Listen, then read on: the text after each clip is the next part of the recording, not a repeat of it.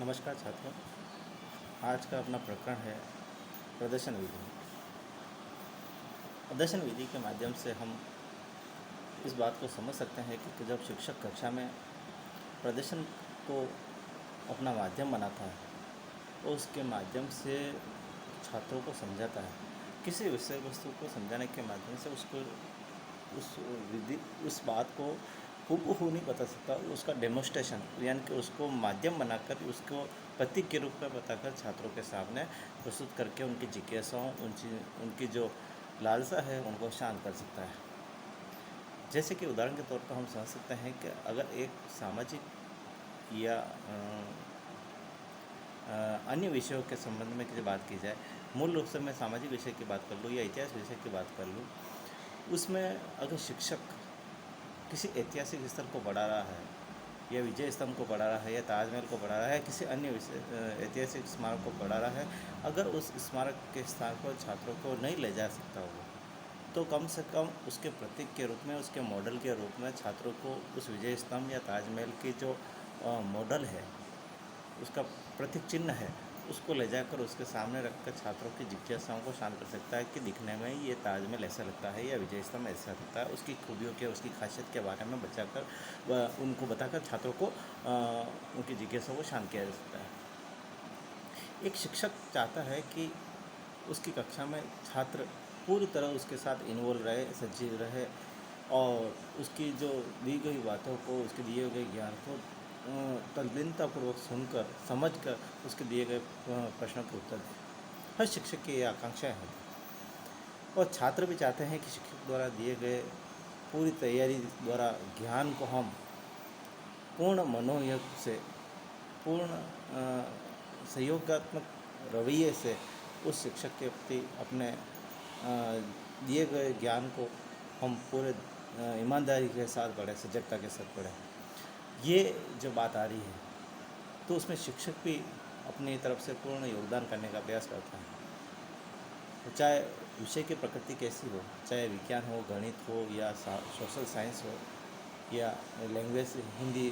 संस्कृत या अन्य सब्जेक्ट। अब बात आती है कि शिक्षक भी अपनी इस शिक्षण विधि के रूप में प्रदर्शन विधि का जो डेमोस्ट्रेशन विधि का जो प्रयोग करता है, उसके पीछे मूल मकसद यही है कि छात्र के सम्मुख वह अपनी बात को बड़ी सरलता के साथ और कुशलता के साथ छात्रों के सामने रख सके और उसके लिए वो पूर्व में बहुत सारे उसमें तैयारी भी करता है। जहाँ पर प्रयोग करना पड़ता है, जहाँ प्रदर्शन करना पड़ता है, उस समय कक्षा में पूर्व में बहुत सारी ऐसी चीज़ें हैं जिसमें कक्षा में सब बहुत सारी व्यवस्थाएं देखता है। सारे जो प्रयोग करने होते हैं वो एक टेबल पर लगा के रखता है। जो पढ़ाना है उसकी पूरी तैयारी करता है, विषय वस्तु की तैयारी करता है, पाठ्यक्रम का निर्माण करता है और यहाँ तक कि छात्रों को जो भी समझाना है उसका पूर्व प्रयोग करके वो पहले अपने आप को आश्वस्त करता है, आत्मविश्वास से पूरा हो जाता है, फिर छात्रों के सामने रखता है। एक शिक्षक की उसमें पूर्ण जिम्मेदारी होती है। तो शिक्षक की पूर्ण योग्यता और आत्मविश्वास के साथ जब वो प्रदर्शन करता है तो छात्रों के लिए काफ़ी कारगर होता है। और प्रदर्शन विधि के बहुत सारे स्टेप हैं, पद है, सोपान है। तो डेमोस्ट्रेशन विधि के जो स्टेप हैं उनको 1 बाय 1 पढ़ लेते हैं। पहले समस्या समाधान के लिए जो तैयारी है कि किस तरह से वो समस्या समाधान प्रस्तुत करने के लिए वो तैयार रहता है कि हाँ, शिक्षक को जो पढ़ाना है पहले उसकी समस्या को समाधान करने के लिए पहले तैयार हो जाए कि ये जो मैं प्रयोग करूँगा उसमें कुछ कुछ जैसी टिपिकल प्रॉब्लम आएगी, उनका मुझे समाधान करना है। छात्र पूछेंगे, मान लीजिए एक शिक्षक ने प्रकाश का अपवर्तन पढ़ा रहा है विज्ञान विषय में, उसने एक बेकर लिया है कांच का और कांच के बेकर में पानी भर दिया और कांच के बेकर में पानी भरने के बाद वो पेंसिल उसमें रखता है, खड़ी पेंसिल रखता है और जब प्रकाश का परावर्तन पड़ता है तो वो पेंसिल उनको मुड़ी हुई दिखाई देती है। अब छात्रों के मन में जिज्ञासा आती है कि सर ये पेंसिल मुड़ी हुई कैसी। तो इस जिज्ञासा का समाधान करने के लिए शिक्षक को भी तत्पर रहना पड़ेगा कि वो समाधान छात्रों को पहुंचना चाहिए और छात्र उसके लिए संतुष्ट हो जाए। तो इस तरीके से जो विषय लेके आ रहे हैं तो उस विषय के संबंधित जितने भी प्रश्न होंगे उन प्रश्नों के निराकरण के लिए तैयार रहना पड़ेगा। दूसरा जो आता है पाठ योजना की या विषय वस्तु की पूर्ण तैयारी। एक शिक्षक को चाहिए कि जो विषय वस्तु उसको पढ़ानी है तो उस विषय वस्तु के प्रति उसको पूर्ण तैयार रहना पड़ेगा, तत्पर रहना पड़ेगा। चाहे कोई सा भी विषय हो या चाहे कोई सा भी टॉपिक हो या प्रकरण हो, उसके प्रति पूर्ण तैयारी रहनी पड़ेगी। क्योंकि जो प्रयोग में प्रदर्शन करना चाहता है तो वो शिक्षक उसके प्रति कितना तैयार है,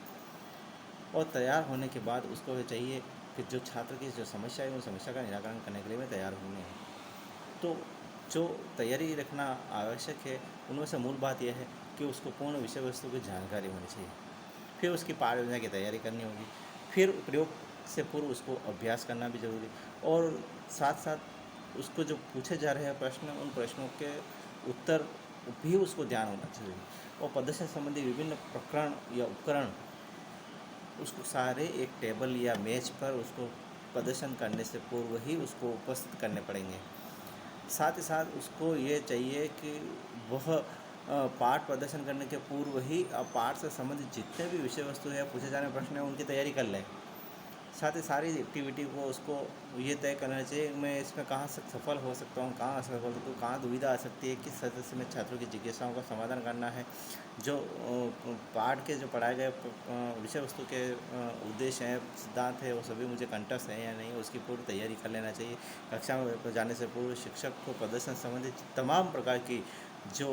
प्रयोग हैं वो स्वयं करके देख लेना चाहिए, ताकि उसको अपने आत्मविश्वास में वृद्धि हो सके, वो अपनी बात को सही ढंग से समझा सके, छात्रों के मन में अपने डर को या अपने घबराहट को वहाँ प्रकट न होने दें। फिर तीसरा जो आता है शिक्षण प्रक्रिया। छात्र को जब शिक्षक पढ़ा रहा है शिक्षक छात्र को पढ़ा रहा है तो शिक्षक पढ़ाने से पूर्व ये बात देख ले कि वो किस टेक्निक से पढ़ा रहा है, वो जिस विधि का प्रयोग कर रहा है, शिक्षण विधि का प्रयोग कर रहा है, वो डेमोन्स्ट्रेशन या प्रदर्शन विधि है, और वहाँ प्रदर्शन पर सबसे ज़्यादा जोर रहता है, सैद्धांतिक पर कम रहता है। वह अपनी बात को प्रयोग द्वारा समझा रहा है, और प्रयोग द्वारा समझाने के साथ छात्रों को भी उसको बार बार इंडिकेशन करना पड़ेगा, देखिए छात्र मैं किस तरह से छात्र उसको ले रहा हूँ, बार बार देखने के लिए उनको प्रेरित करना पड़ेगा। फिर हो सकता है छात्रों को पास में बुलाकर भी उस प्रयोग को करने के लिए उनको सम्मिलित करना पड़ेगा, यानी कि बालकों को उसमें सम्मिलितता भी होनी चाहिए। अब हो सकता है अगर बहुत मात्रा में छात्र होंगे तो उनको सभी को वहाँ बुलाना संभव नहीं है,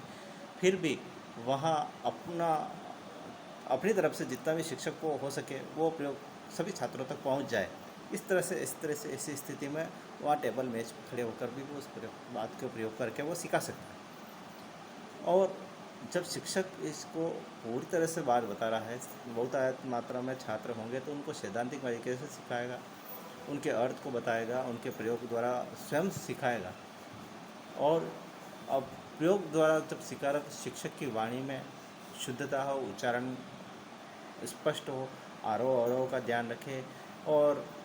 अपने विषय के अनुरूप ही उसको बात करनी है, ताकि छात्र उसको आसानी से समझ सके। और जो समझाया जा रहा है उसमें छात्रों की सम्मिलितता भी होनी जरूरी है। अगर छात्रों की सम्मिलितता नहीं होगी और जो सिखाए ज्ञान को उसमें जब छात्रों को सिखाया जा रहा है तो उसमें छात्रों से ही परिणाम निकालने का प्रयास करना चाहिए। अगर शिक्षक ही सारा कार्य करता जाएगा तो उसमें नीरसता का वातावरण आना स्वाभाविक है। इसलिए एक शिक्षक को चाहिए तो कक्षा में प्रदर्शन विधि का प्रयोग कर रहा है तो उसमें अपने आप को पूर्ण रूप से तैयार रहना पड़ेगा। और अगला जो उसका पद है, स्टेप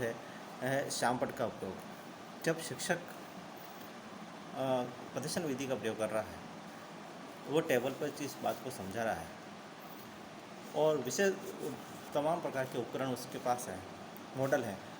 लेकिन मॉडल को समझाने के साथ कुछ ऐसे बिंदु होते हैं जो श्यामपट्ट को दर्शाने पड़ते हैं पीछे, कि कौन सा प्रयोग करने पर कौन सा सूत्र लगा, या कौन से विषय वस्तु का इसमें इंटीग्रेंस उसमें डाले गए हैं, उन इंटीग्रेंस को भी वहाँ श्यामपट्ट पर बताया जाए, ताकि छात्र उसको समझ सके, उनको नोट डाउन कर सके, या उनके बारे में समझ सके मुझे ये चीज़ें उसमें प्रयोग में डाली गई है, ये चीज़ें उसमें है।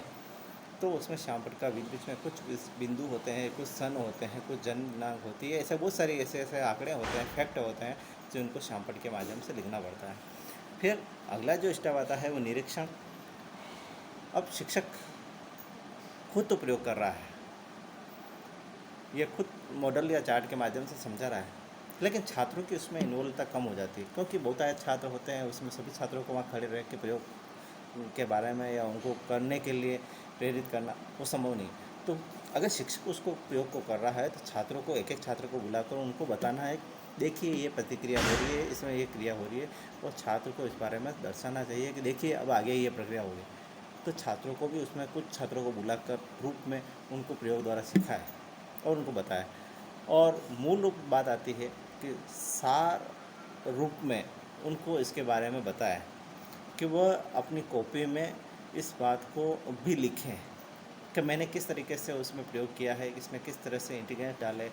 और सारी प्रक्रियाएं होने के बाद उसका एक सार के रूप में छात्रों को अंत में एक बताएं। तो छात्रों, आज हमने डेमोस्ट्रेशन या प्रदर्शन के माध्यम से जो इसके अर्थ और इसकी विशेषताएं या इसके स्टेप, पद सोपान के बारे में आज पढ़ा। कल हम प्रदर्शन विधि के गुण, दोष और कुछ सुझाव हैं उनके बारे में विस्तार से पढ़ेंगे। धन्यवाद।